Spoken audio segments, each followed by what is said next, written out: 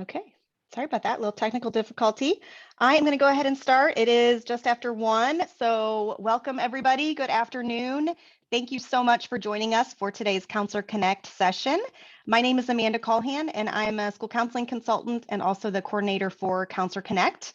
We are very excited for today's session, which is the first of 3 sessions in our comprehensive school counseling series. You will see a bit.ly here on this slide that's being shown in case you do want to follow along with the slides. So go ahead and access those if you wish. Before you begin, I do want to share a little bit about Counselor Connect for those of you who might be joining us for the first time today. Counselor Connect is a community of practice for student service professionals, and it's led by practitioners through 4 Counselor Connect tactic teams.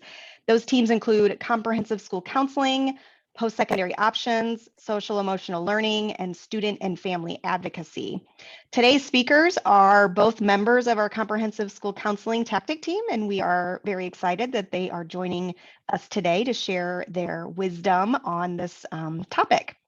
So Counselor Connect is an initiative that falls under the Keep Indiana Learning umbrella, for those of you who have heard of Keep Indiana Learning, both of which are operated by the Central Indiana Educational Service Center, which is located in Indianapolis. Today's session will focus on the School Counseling Foundation, and it will be presented by Michelle Clark and Kelly Dunn. We are thrilled to have them both here with us today. Both of them have a plethora of knowledge and experience in this area. They've both served at the K-12 levels, at the post-secondary level, as consultants, presenters, trainers, and both of them also have experience working at the state level and overseeing comprehensive school counseling in the state of Indiana. So both have a lot of knowledge on this specific topic. So with that, I know they have a lot of great information to share with us. So I'm going to go ahead and hand it over to them to get us started. Thank you.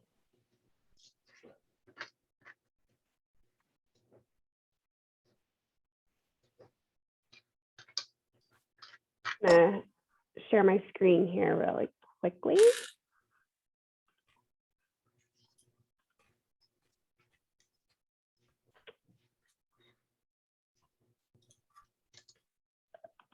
Oops, okay.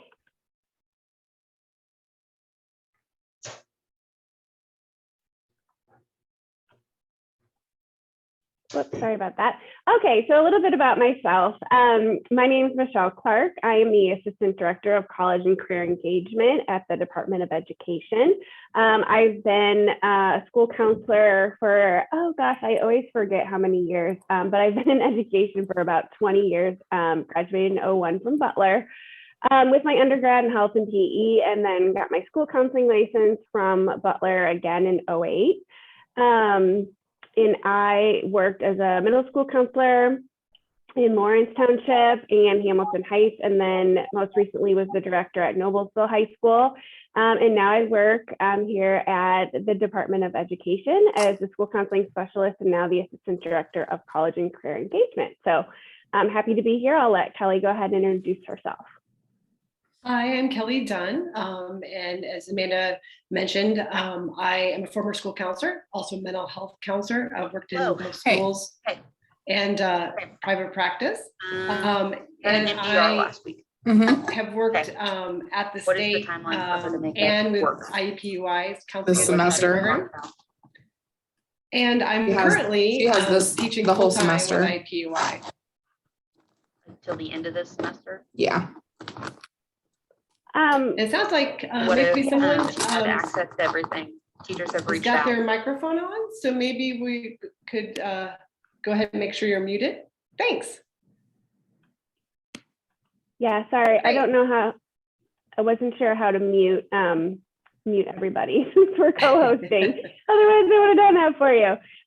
So yeah, just a little bit of housekeeping. Just make sure you want to have your computer muted unless you're planning to ask a question, but we will give some time at the end to ask questions, and then we will also monitor the chat. So if you need to ask a question, go ahead and ask that in the chat box, and then we can address it if we have time during the presentation, or we can address it at the end. Amanda should be monitoring the chat if we don't see it. And just a heads up, I cannot, for some reason, the way I'm sharing my presentation, I can't see the screen, or I can't see the people because I'm optimizing for a video later. So if you guys need anything, just holler at me at the chat, because right now I can only see my computer. So today we are going to kind of just start the topic of comprehensive school counseling off by going over the foundation of a school counseling program. And so our assumption today is that you are here because you want to learn more about how to build a comprehensive school counseling program, just understanding the benefits of a school counseling program. We're also going to talk about how to align your comprehensive school counseling program with your school's goals and your student outcomes. So what your school and your district would like to see for your students, we're going to align that with your comprehensive school counseling program. And we're also going to brief you on how to use MTFS or MTMDSS as a framework for organizing your comprehensive school counseling program.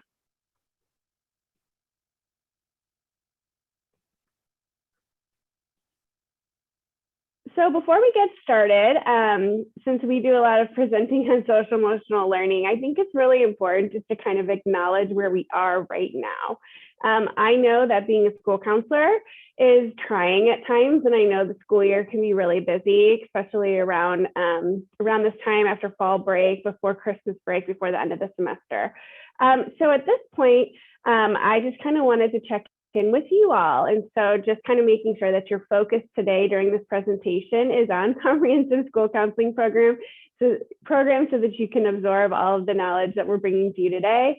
So right now, just to kind of gauge where everybody is at, if you can just put in the chat, are you in the present? Are you thinking of the past? Are you thinking of the future? Does anyone have anything that you want to share that's on your mind?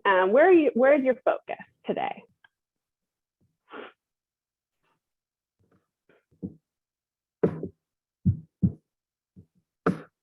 It sounds like someone's thinking about the future, present, future, everywhere, all three places. That sounds like a good analogy of being a school counselor. I kind of feel the same too.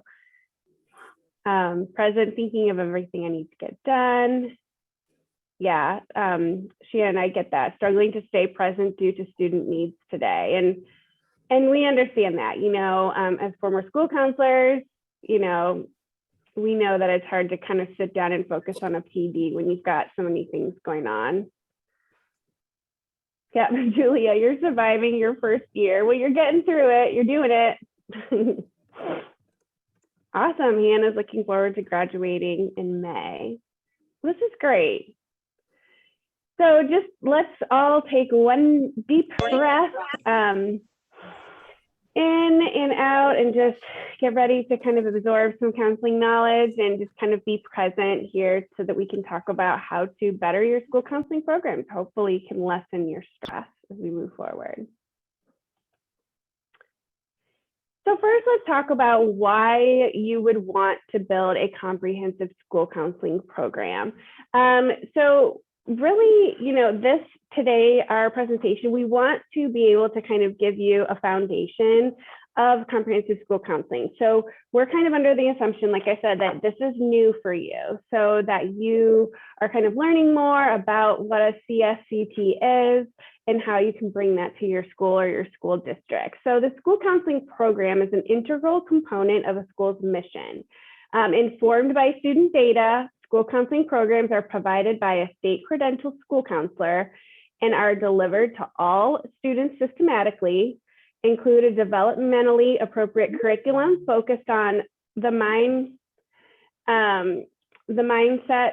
and behaviors for all students need for post-secondary readiness competencies, and close achievement and opportunity gaps, result in improved student achievement, attendance, and discipline. Hey, Michelle. I'm going to just ask real quick in the chat, we're seeing like a gray box over your slides. So I'm not sure if there's maybe something on your screen. Yeah, I just realized that. There we go. Great. Sorry about that. It was the chat because I opened it to see the chat when you guys were responding and then I didn't shut it. So sorry about that. So let's move on to kind of talk about some of the benefits of a comprehensive school counseling program. So I love the idea of having a CSCP because it's not only focused on necessarily just the school counseling program or the school counselor themselves, but it's multifaceted. So it not only benefits your department, but it benefits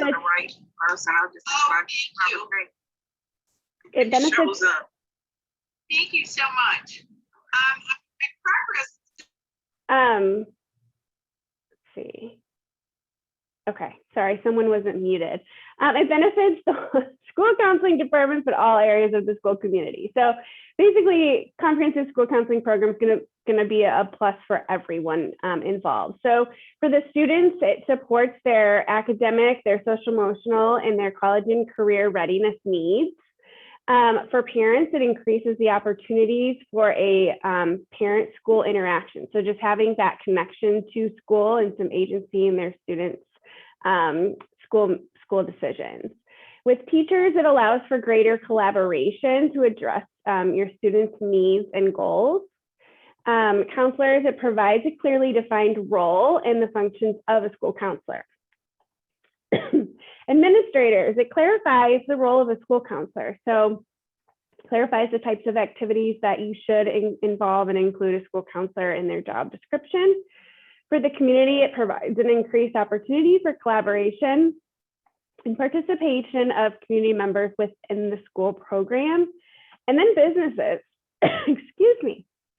As we look forward to providing students with college and career readiness skills, it provides a future workforce with employability skills needed for success. So when you're looking at a comprehensive school counseling program, this is not just going to be for the school counselor or the school counseling department. This is going to be kind of an overall process with the whole school community.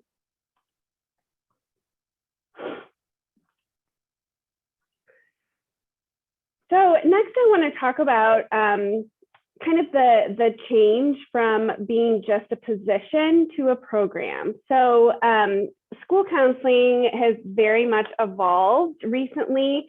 And I think it's still hard for some of the school administration and even other stakeholders to kind of understand the difference because they may have had a guidance counselor, and we're going to kind of talk about the differences in a minute, but that they worked with when they were, a lot of older, and I include myself in the older category, will say, well, my guidance counselor, helped me find my college or, find a solid job after high school. But things have very much changed. And so what I want to talk about today is just how it's gone from a position to a program. So the position means, that it was just a position that was hired at a school, had a mixed list of duties that included some counseling duties. There was a lot of administrative work and clerical duties. Oftentimes they're the test coordinators. They would do file management and record keeping. It's a very siloed and isolated position, or where you were just in your office. A lot of times you'll say like, oh, the counselor's just in their office. It's kind of perceived that's the case. We know that's not the case. But it was often seen as office people, not program people. So just kind of like, well, the school counselors did their thing and the teachers do their thing and the admin does their thing. And there wasn't as much collaboration. When you move from just a position to a program, it really changes how school counseling is conceptualized and practiced. So a program would include a complete array of developmental, preventative, and responsive activities. Your duties are derived from your program's content instructor. So it really, you're looking at what you need for your own school. You're looking at the data. It's data-driven. And it can unify your school counselors K-12. I've seen some outstanding work come from some of the schools that applied for the Lilly grant, and they really worked to create a comprehensive school counseling program where they've structured their K-12 school counselors to be all working together instead of just like, this is what school counselors do at the elementary and then middle and then high school. So it's one unified program. And then a school counselor's time is used effectively. I think that's kind of one of the, in my personal opinion, a big driving force for this work, because it will help outline where the counselors are spending their time and how they can be used more efficiently moving forward. Especially now when there's so many things and responsibilities that counselors have for students, I think it's really important to look at that. And you can find, this is an article that I found through the ASCA School Counseling magazine. And so now we're going to go into a breakout session. Kelly, do you want to introduce us? Sure. Yeah. So as Michelle talked about, historically with school counseling, there has been that shift from the position to the program. And with that, ASCA called on the profession to change the title of the position, which was guidance counselor, to school counselor. And so that's why you'll see a lot of times, it's no longer a guidance counselor, it's school counselor. So, why make that shift? What's so important about a title? So what we're going to have you do, as Michelle said, we're going to go into breakouts, smaller groups, where we want you just kind of to brainstorm in your group. When you think of guidance counselor and you think of school counselor, what do you think of? What are the differences? What are the differences in the roles, the traits, maybe the responsibilities or tasks, jobs that get assigned when you think of guidance counselor and when you think of school counselor? So I'm going to open up the breakout rooms. You'll just be sent automatically. We'll just kind of mix you all up. You'll be in a small group, and we'll give you a little bit of time to just talk amongst yourselves and maybe jot down some notes. And then I will send out a little quick blurb or message to let you know we'll start closing the breakout rooms, where you'll just come right back here and then we'll share out. So I'm going to go ahead and send everybody on their way.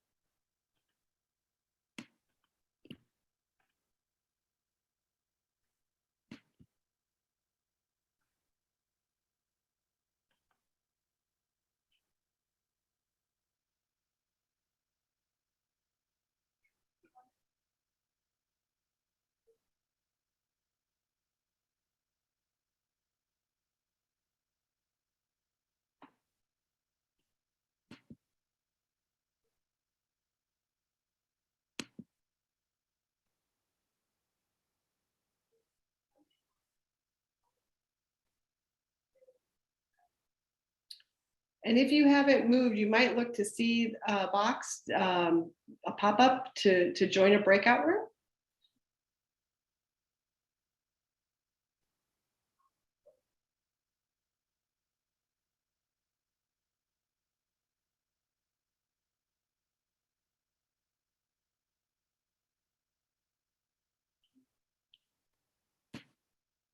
Ada, Amy, Mary, do you need help getting sent to a room?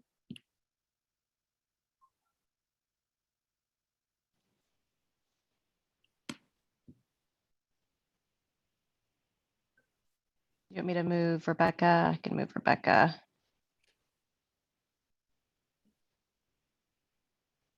Oh, okay, here we go.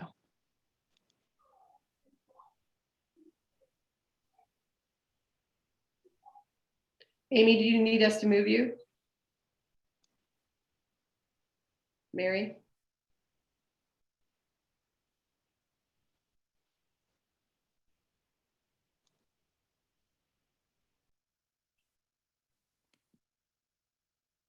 You have voicemail. Okay, sorry. Hi, everyone. I think we're all back. We back? Okay, I'm going to share my screen again.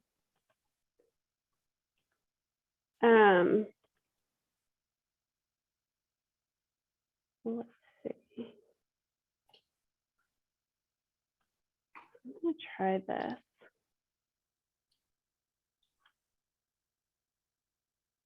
Okay.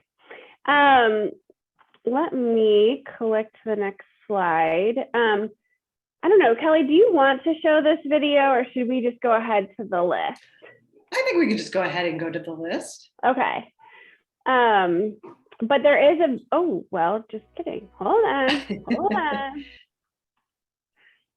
There is a great video if you, I wanted to leave it on the presentation because you have a link to the slides. So if any of you are trying to build a comprehensive school counseling program within your school or district, that might be kind of a video that you could use if you're doing professional development on what a school counselor's role is or something of that nature. So wanted to leave the video up there. Great, thank you. Well, I hope you had some discussion in your groups about the differences, but we're going to take a look at some of the definitions and how things have changed with the change in the title from guidance counselor to school counselor, and kind of be thinking about what you discussed in your group and see if there are any that are here on the list, or maybe are there some that your group discussed that maybe don't show up on the list. But just looking at the differences, Michelle kind of touched on this when she talked about the shift from a position to a program. But with the guidance counselor, the perception was with the role, it was reactive. And you may have even heard the expression random acts of guidance. So whatever walks in the door, you react, you serve whatever comes your way. It's not planned, it's not preventative. Or a school counselor, the role is much more preventative in nature. And traditionally, guidance counselors may have focused primarily on either, as it says here, maybe just mental health. So just seeing students, maybe individually doing individual counseling, maybe some group, but that's it. Or maybe just only doing advising and only dealing with the guidance aspect of it. Whereas the school counselor does addresses all of the domains. So academic, college and career readiness, and social emotional development, with the ultimate goal of impacting student achievement. So that's another big shift from that perception of the role as guidance counselor versus school counselor. The school counselor has a more clearly defined role, and we talked about having an impact on student achievement. With the school counselor role, we're focused more on outcomes. So not just that we provide services and we just kind of keep track of maybe the number of students we've seen or the number of groups that we conducted. We're really looking at the outcomes. So how are students different? What impact did we have? Maybe we did have 10 students in a small group that we did. Well, how are they different? What did they get out of the group? What did they learn? That's what we're really focused on, are those outcomes for students. So counselors, as school counselors, we collaborate with all stakeholders. So traditionally with guidance counselors, we were really working only within the folks in our building. We're kind of working in isolation, as Michelle was saying. We were kind of in that silo, and maybe we worked with the other counselors in the building, but we really didn't go beyond that. But with school counselors, we collaborate across the building, across all of the buildings, as well as with community stakeholders too. Typically with comprehensive school counseling, you have an advisory council and you'll have representatives, not just from school, but you'll have parents, student representatives, community representatives, local business representatives on that council that advises you as the counselor with your counseling program. And we work with all students. We address all students. So it's not just those students in need that come through kind of that reactive service that we give, but it's with all students. So preventative as well as responsive. But we do spend more time as school counselors in tier 1. And tier 1 is what all students receive. Again, that prevention type of service where we're delivering core counseling curriculum. We're doing advising for all students. Versus the guidance counselor role, which really guidance counselors would tend to spend most of their time in tier 2, tier 3. So really just a smaller number of students maybe with very specific needs. So those are the differences. So in the chat, is there anything on the list that maybe you came up with as well? Or was there anything maybe that wasn't on either of these lists that you guys mentioned or came up in your groups? You want to just drop that in real quick?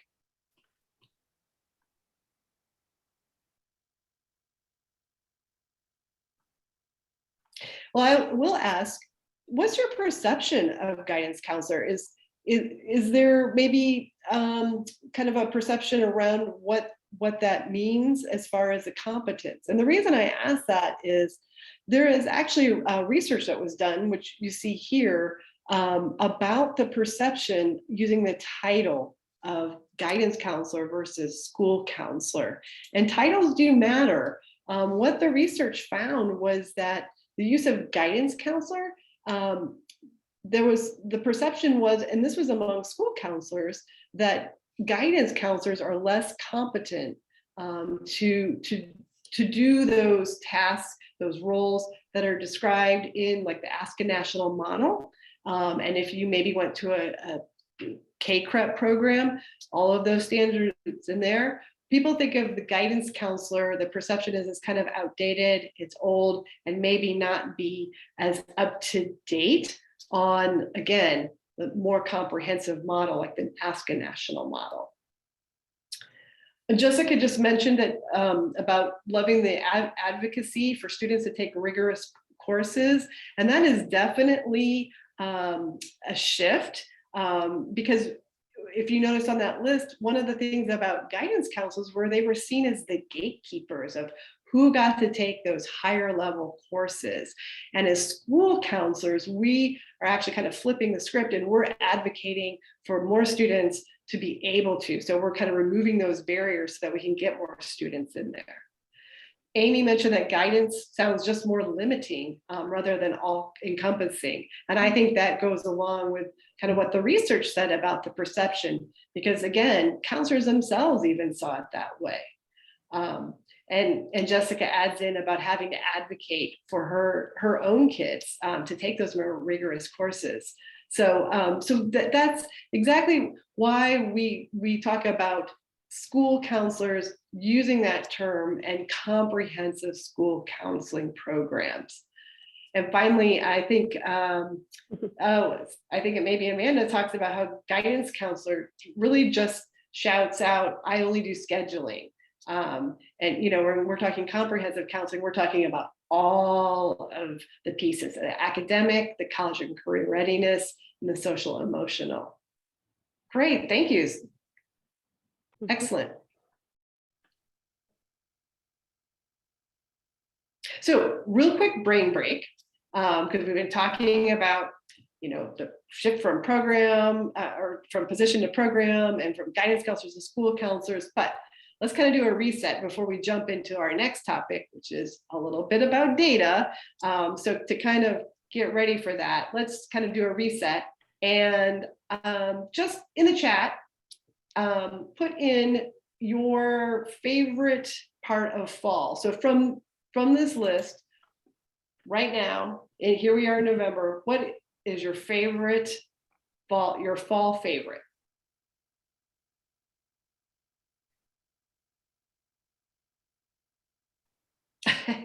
Everything on the list?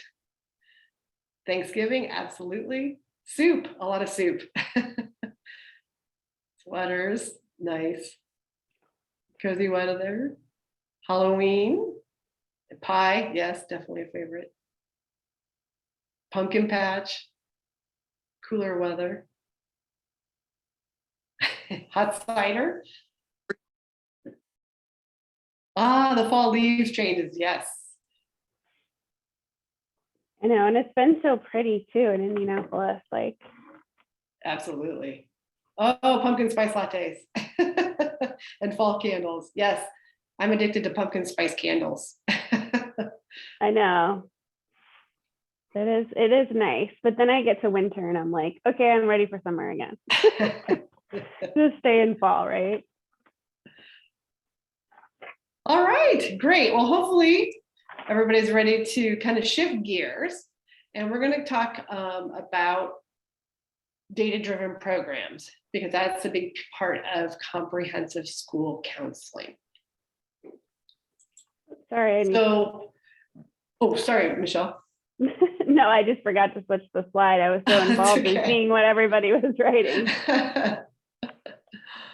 So we talked about comprehensive school counseling and it being comprehensive. What that means when we're shifting from position to program, we can help our administrators and our stakeholders better understand our role as school counselors, so not guidance counselors, but school counselors, and the school counseling program by connecting and aligning what we do, so our work, to the overall work of the school, which really is helping students to succeed.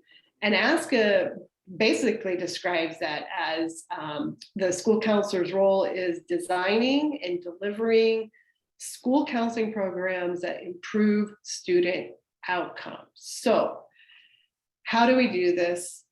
What do they mean by student outcomes? Where do we even start?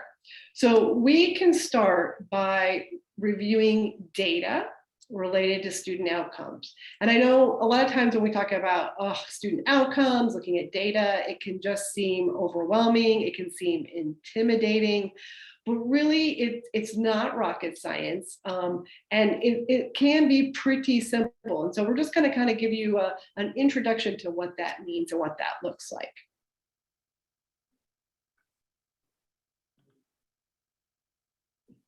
So ASCA defines it as far as student outcomes as 3 different types. So what kind of data do we look at? So the 3 types that ASCA says, the 3 types of student outcomes that we look at are student achievement, attendance, and discipline. So why would we look at those 3 outcomes or those 3 areas? Well, research shows that better attendance improves academic achievement, and students who behave better in school are more likely to achieve. I don't think that's any surprise to anybody. And ultimately, student achievement, or really student success at school, is our ultimate goal as school counselors. I mean, that's why we're there, right? That's what we're working towards, is to making all of our students successful in school. You know, we don't teach language arts, we don't teach math, but we do address all of those other non-academic factors that make students succeed in school and beyond. So what do we mean by student achievement outcomes? What kind of data do we look at? So here's just some examples. So when we talk about looking at student outcomes, it could be things like grades on a report card. It could be, especially for high school, it could be students' GPAs. At elementary level, it could be how many, the percentage of students who are being retained in a grade level or promoted, graduation rates. Test scores, it could be state achievement scores, but it doesn't even have to be that big type of data. Now, the one thing to keep in mind is, I know in the past we would talk about perhaps the number of students who would take AP tests or the number of students who would take the ACT. But those really aren't outcomes. That's really more participation data. So we're really just counting the numbers of students who do something. When we're talking about outcomes, we want to know what really happened. How did students do? How are they different? So we're looking at how many students actually passed or had a high, score on an exam, the actual outcome of that. So not just the number of students who took it, but what actually resulted. So a lot of times it seems like it could be kind of overwhelming, and maybe, we're only supposed to look at state achievement test scores, but no, if you're looking at comprehensive school counseling and even looking at the ASCA National Model, there are lots of different ways to look at student achievement. And all of these are examples of those student outcomes that are related to achievement. So for attendance, similar in that, a lot of times we feel like, oh my gosh, we have to really, have a big impact on our overall school's attendance rate. And no, that doesn't necessarily have to be the data that we're trying to impact. We could look at who are the students who are chronically absent, maybe who are missing more than 10 days in a semester or a school year.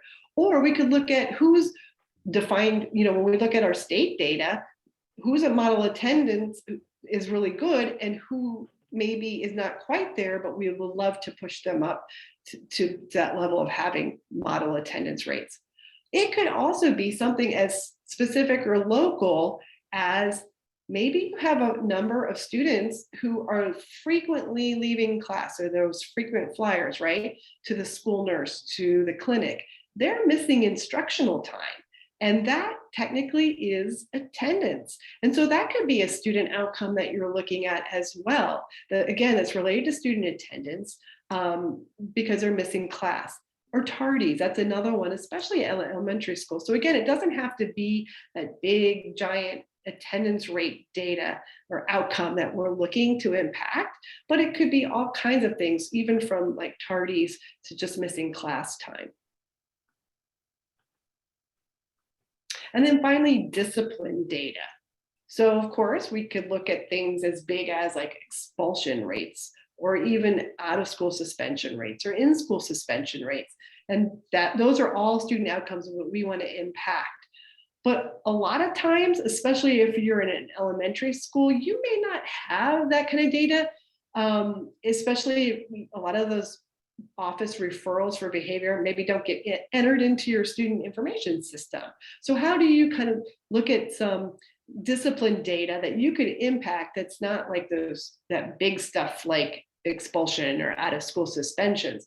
Well, you could look at what are like some of the office referrals that you do have. Are there incidents like from bus incidents, discipline incidents on the buses, maybe recess? A lot of times that, keep tracking the number of maybe playground incidents at recess, or office behavior referrals if you keep that internally. But again, going back to example for attendance, it could be if you're not, maybe your school isn't collecting those office behavior referrals in a systematic way, you could look at instructional time missed due to students missing class, they're being sent out because of behavior referral. So another way to look at discipline. So again, you don't have to look at those giant outcomes necessarily, but look at just different types of student discipline that you as a school counseling program might have a way to impact. So as you're thinking about different kinds of data and the outcomes, and I know it can get confusing, ASCA actually has a handout, and we're going to share it with you. We have a shared Google folder at the end with all the documents that we're sharing today. ASCA has a nice chart with examples of different types of data, including student outcomes. Because as I mentioned before, with the example of like ACT tests at SAT, et cetera, where we used to think about tracking the number of students who take the test versus the actual outcomes. There's a lot of times data that we probably are still thinking of as outcomes that really aren't student outcomes. It's more of that participation, like counting the number of students who do something, or it's more perception data. So it's maybe results of a survey that we gave. We knew, for example, maybe gave a survey and we had a percentage of students who said they're experiencing a high level of stress.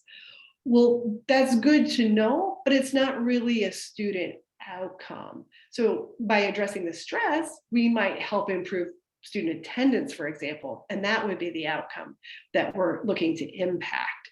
So the example that we're sharing from ASCA kind of explains the difference and gives some examples of outcomes versus more of like perception data and participation data. When you're looking at, we want our program to maybe have a goal or that's based on student outcomes. This chart kind of gives some nice examples.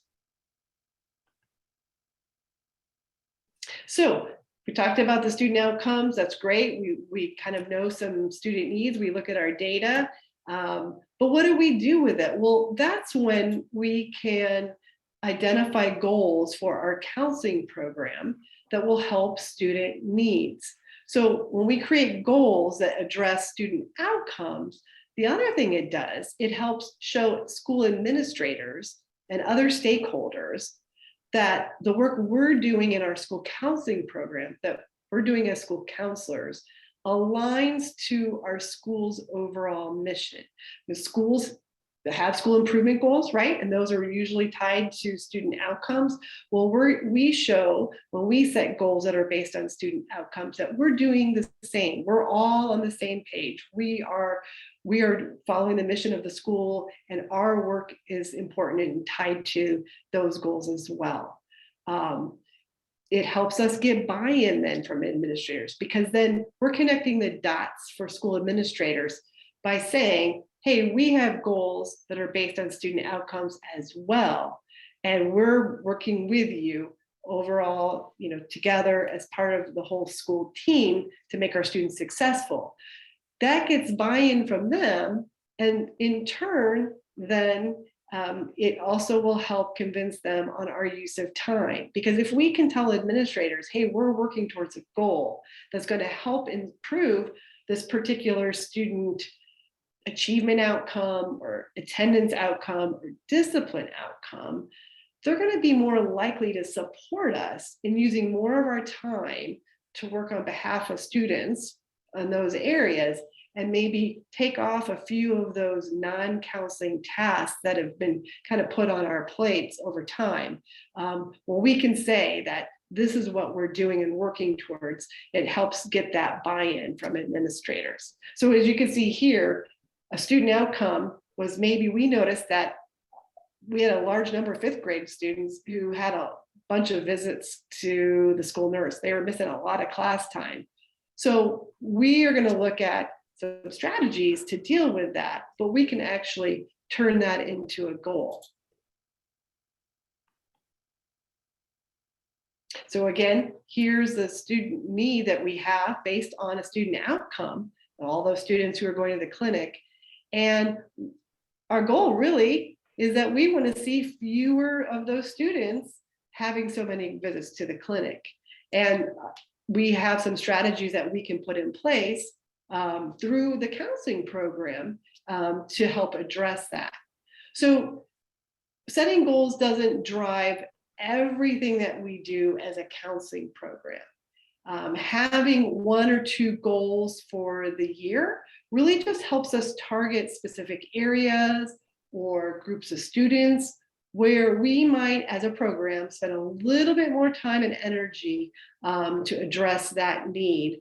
And then with that, we can collect results about the work we did related to that goal. So we've got these interventions, we can collect results. So we delivered some lessons, maybe we did a small group. Did it impact anything? Did we see fewer students going to the clinic? That would be the result that we could share with our administrator and all of our stakeholders to show the impact of our work.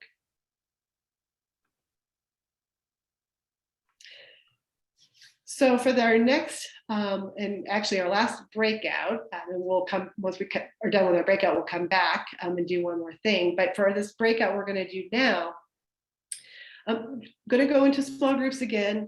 And I want you just to kind of come up with maybe one or two possible student outcomes for your own school that, as a counseling program, you might consider addressing, not even having to think about goals or anything like that at this point, but just what are some data in terms of student outcome? What's an attendance outcome or an achievement or a discipline outcome unique to your building that you feel like this counseling program would be able to possibly address and have some impact on?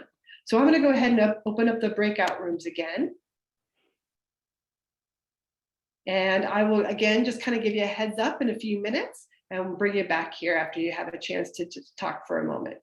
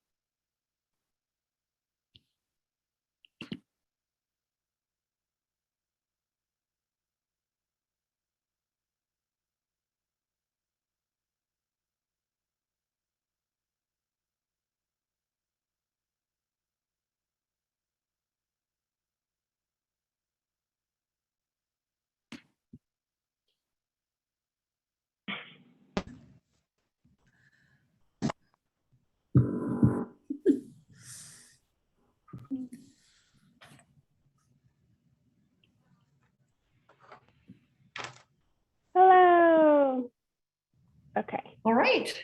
Hopefully everybody's back. It always seems so magical when I can push a button and make people disappear and come back.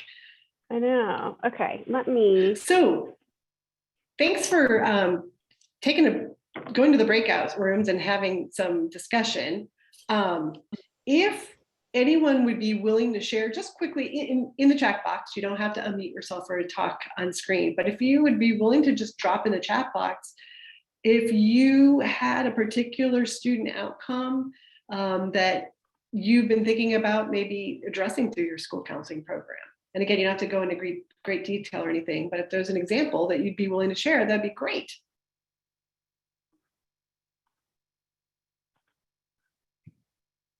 Oh, credit recovery. That's a good one. Attendance, increasing attendance, okay. Growth mindset, oh, that's an interesting one. It would be a tricky one to make sure it's a student outcome, but teaching growth mindset can be a strategy to impact student achievement and probably attendance and discipline as well. Oh, disciplinary action in relation to physical altercations. Yep, that's a really good example of one. Attendance. I know we've been kind of talking about, there has been an uptick of kind of student physical, like altercations and fighting. And yeah, I think that comes from a year and a half of, you know, part school part in person, part out of person school. Yeah. Oh, someone mentioned increased sense of belonging in schools, and that's yes, definitely. But think about this: it's not really an outcome, but it is something that you want to improve or increase that will ultimately lead to an outcome. So improving or enhancing students' feeling of belonging in school should ultimately impact attendance, for example, because they'll actually want to come to school.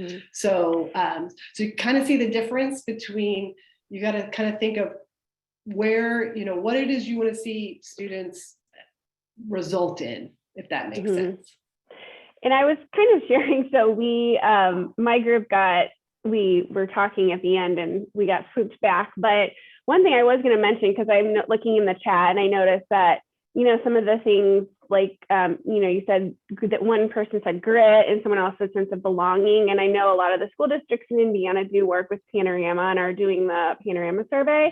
And Panorama has a fabulous kind of brief about connecting their, like the well-being and social emotional learning competencies to student outcomes. So specifically looking at attendance, behavior, and now I'm blanking on the third one. But it's basically like the ABC. So it's very similar to kind of what we're talking about. So you might want to go on there if you are a Panorama school and you're working with SEL competencies, and just seeing like, so if you want to increase sense of belonging, then seeing what that could connect to as far as a student outcome, and then kind of making the outcome your goal, but you can use the increase of sense of belonging to connect the work, if that makes sense. Exactly. And that really tells you what you're going to address, like what strategy you're going to use. So you know that you're going to do something around addressing grit, etc. But the outcome, as Michelle said, will be improved attendance or improved achievement in some kind of area. So yeah, sometimes it's kind of a mind shift to go from kind of how we used to think of outcomes to really what we're getting down to it's kind of the nitty gritty is basically what are the three things, the ABC, like Michelle said, of student outcomes: the attendance, the achievement, and the discipline are the key.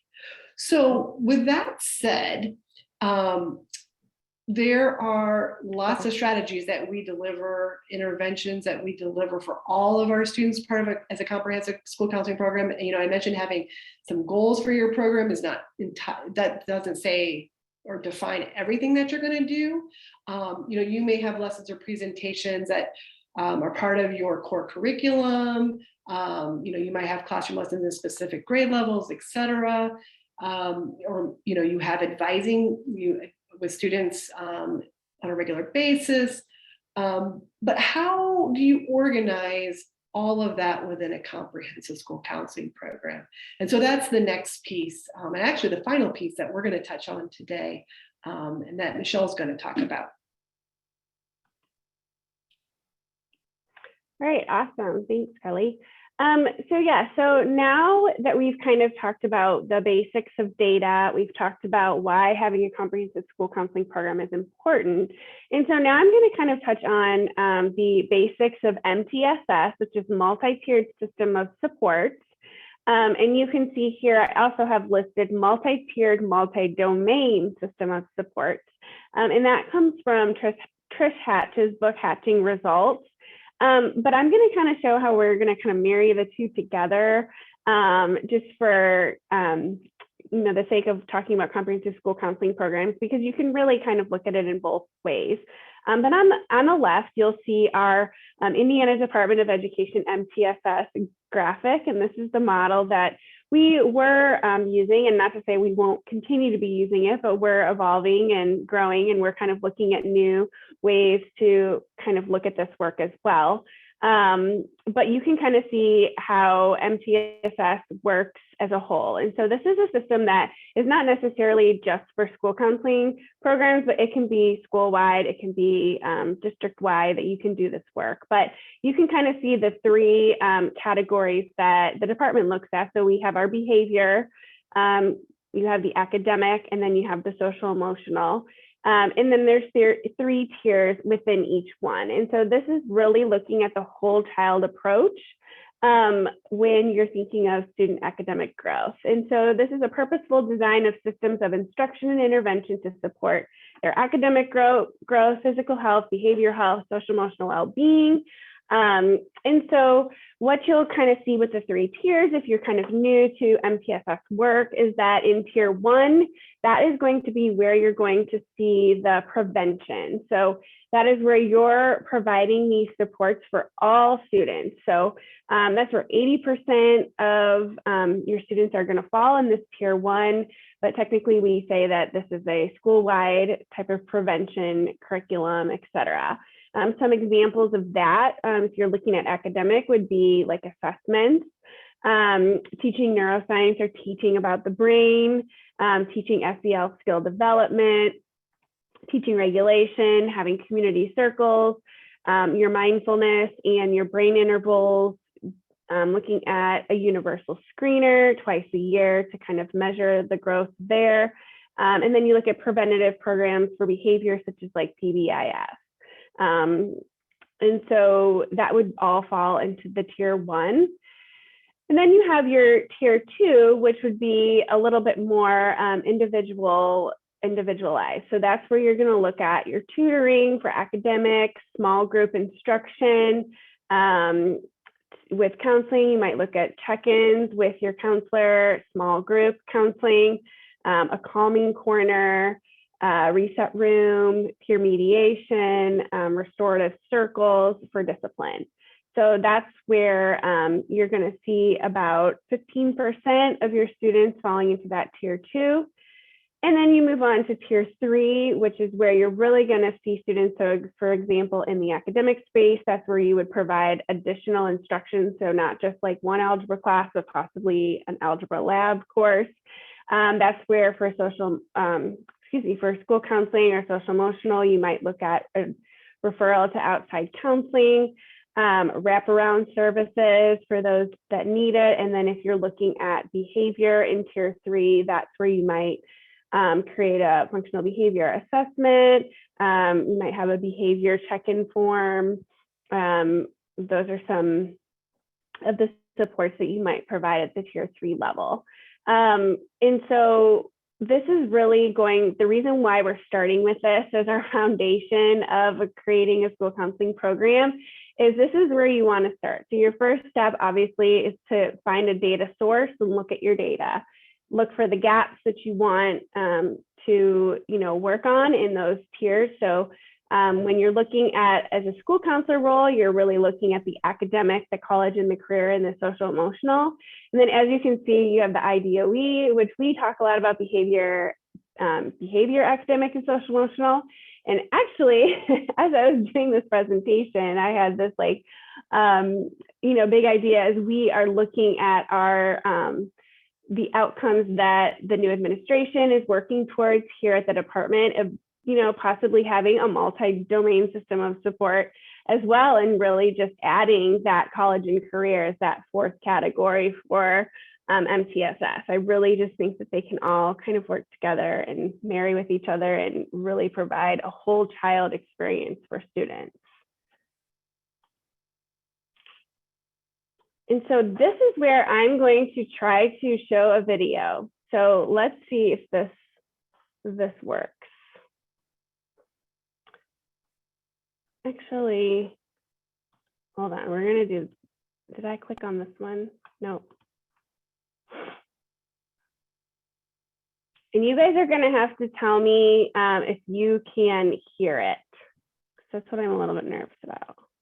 Hi, this is Trish Hatch, and today we're going to talk about the multi-tiered, multi-domain system of supports, or MTMDSS. As educators, we're familiar with the multi-tiered system of support, or MTSS, which focuses on students' academic and behavioral needs.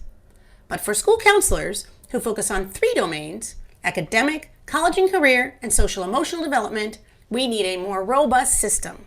We need a multi-tiered, multi-domain system of supports, or MTMDSS.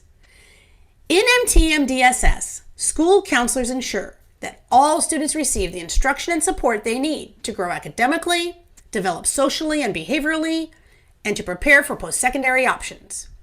In this system, activities, instruction, and intervention services are grouped into tiers, ranging from Tier 1 services, a core program of universal supports that apply to everyone, to Tier 2 services, or targeted interventions, which would typically only apply to approximately 20% of students. And finally, to Tier 3 services, intentional interventions, which would typically apply to between 5 and 10% of students.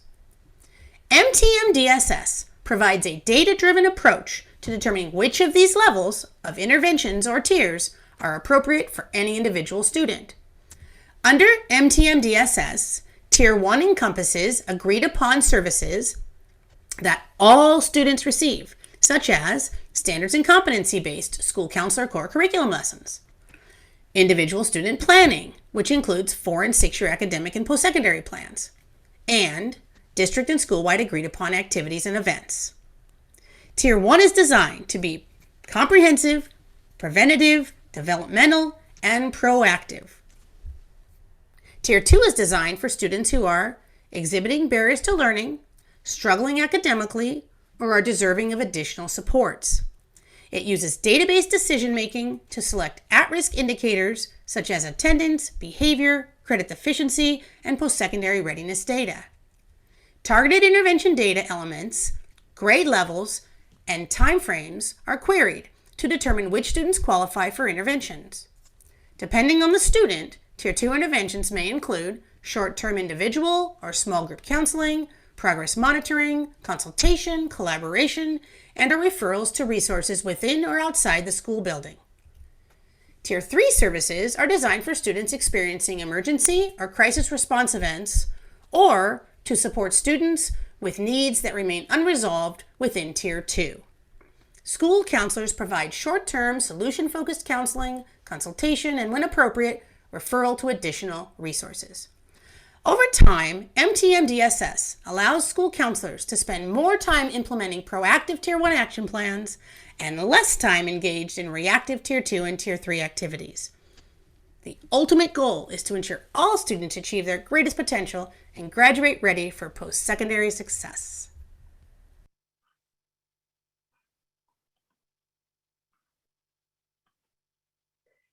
And so just to kind of finish the thoughts, like I love that video because it explains it so clearly, but I had some conversation where, I think the school counselor role is all encompassing and it can be overwhelming, especially when you're living in that reactive space There's a lot of behavior concerns right now. There's a lot of students that are struggling with mental health concerns right now. And, simply you just don't have the capacity as a school counselor to, if you have a caseload of 500 students, to provide all of those services for all of those students. And so by doing, looking at the data, by looking at your MTFS framework and really identifying like the 80%, how you can really be preventative, and then, determining the smaller population of students that need that crisis intervention, then you can maybe see what other resources that you can pull in. Like, could you pull in a community mental health center? Could you pull in, some outside hands to kind of help your school counselor manage all of the tasks? Or like, what other things could you take off of the plate to add to the plate to really produce stronger outcomes at the end? So just some things to consider, and why taking the extra time to really focus on foundations and focus on programming is really at the end to, allow more students to get the things that they need to be successful. So just a good little video too, if you're trying to explain it or share it with people in your school community. So I'll let Kelly kind of talk about our homework, and then we can open it up for some questions or conversation. And then I think Amanda has to share some things before we close. Great. Thanks, Michelle. So yes, your task for before the next session, we would just like you to do kind of what you did today, but maybe just think a little more on it, and identify maybe one or two student outcomes that if you were to maybe want to set a goal around for your counseling program, or even just address, what would they be? And so you can see here in this first area where it says data elements, we have a worksheet for you. It looks just like the MTMDSS framework that you saw previously, but it'll be blank where you can fill in your own information. So you can just fill in one or two data elements, really the student outcome, so attendance, achievement, or a discipline student outcome specific to your school that you feel like would be a good piece to work on, maybe, or even set a goal on if you were to set a goal. And then on the tier 1 level, just kind of think about, what are you already delivering? Are there maybe classroom lessons or large group presentations you're already doing that's kind of that core curriculum, maybe in your building, or maybe even across your school corp. But just think about what things are already in place. The individual student planning you see here, especially for middle school and high school, if you do advising with, meet with all students for advising, or do career advising, etc., any of those things that would fall into tier 1, you can just list them here. And that's the only tier you need to worry about right now. So again, your to do is just to maybe identify one or two student outcomes, and then to fill in that tier 1 as far as what you're doing right now in your counseling program that reaches all students, or at least that 80% like that we talked about.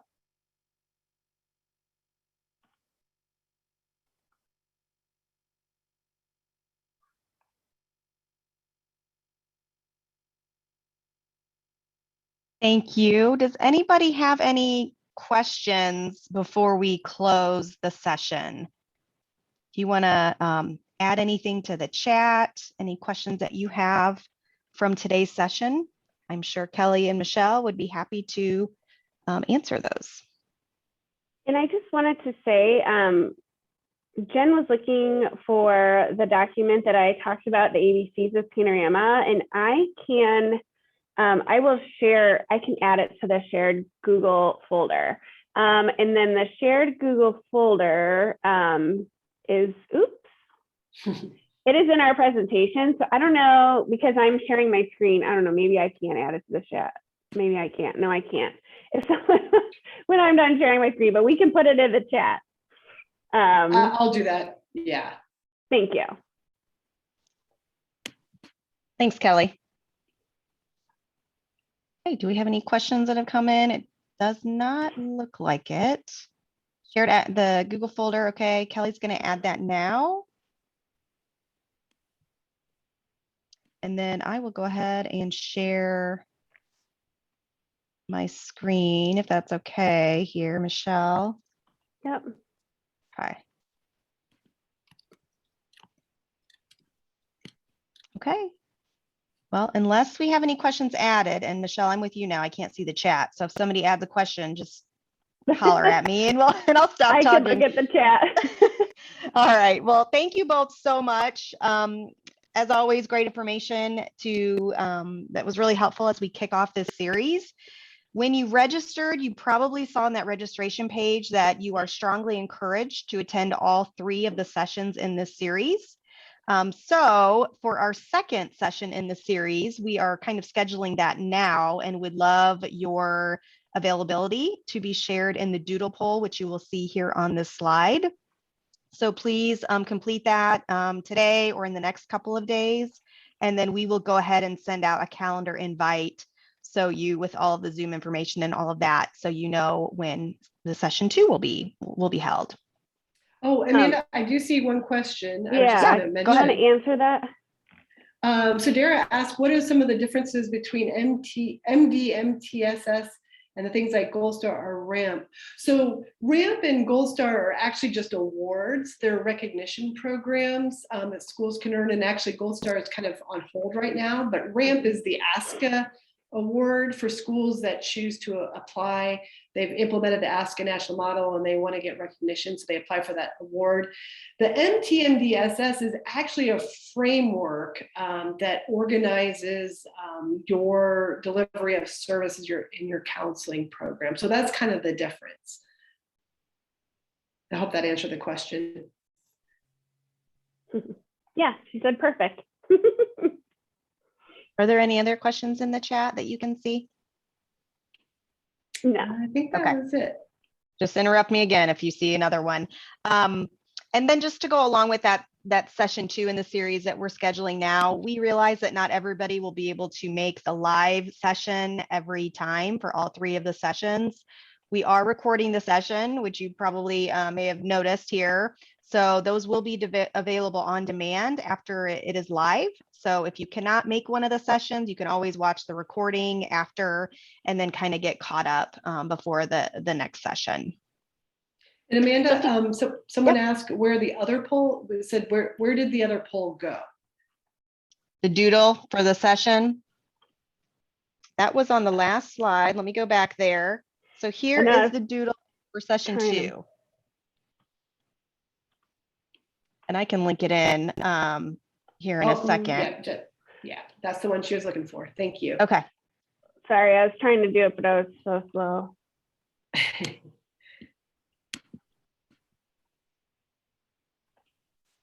Okay.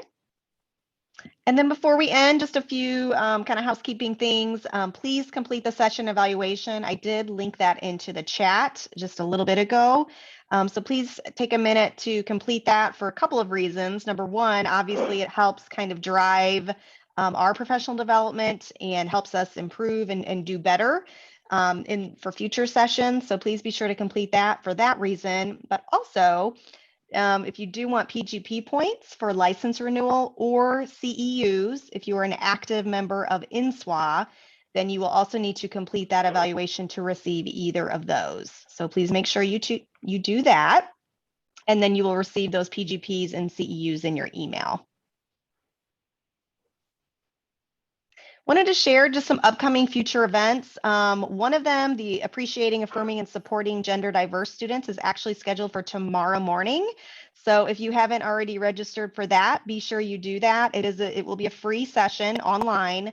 We will be recording that one also. So if you can't make it live, it will be available on demand after.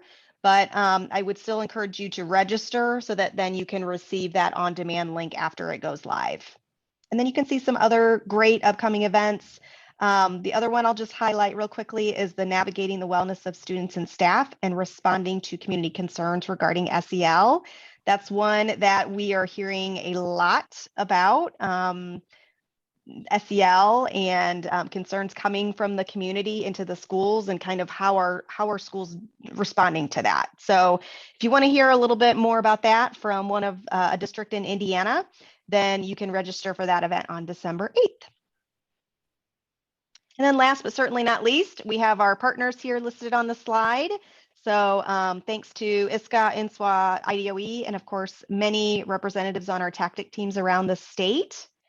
And finally, we have some contact information if you do need to contact us, a link to subscribe to the newsletter, and then of course, our social channels.